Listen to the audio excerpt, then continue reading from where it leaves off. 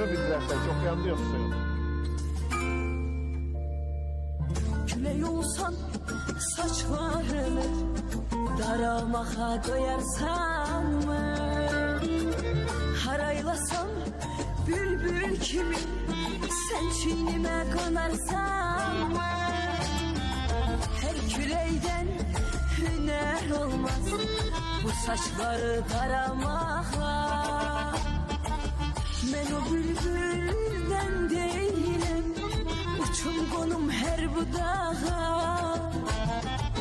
Göz yaşı tek akaydım ben senin o gül yanağına.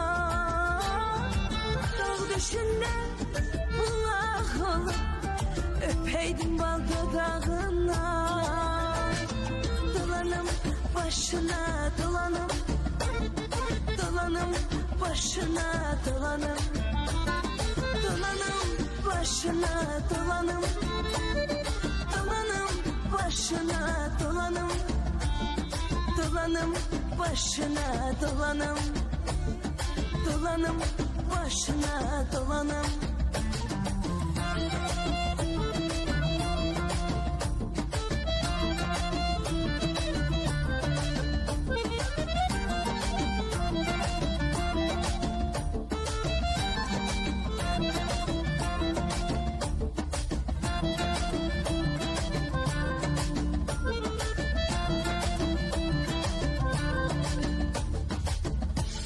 Güzel üzme beni, bilirim ki yok diyarım.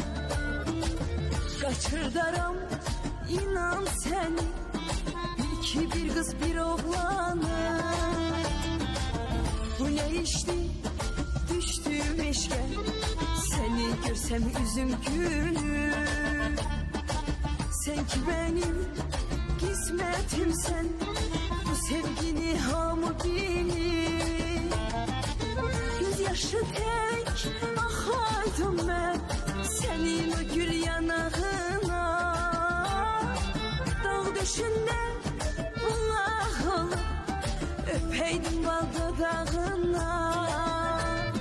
Dolanım başına dolanım, dolanım başına dolanım, dolanım başına dolanım, dolanım başına dolanım, dolanım başına dolanım, dolanım başına dolanım.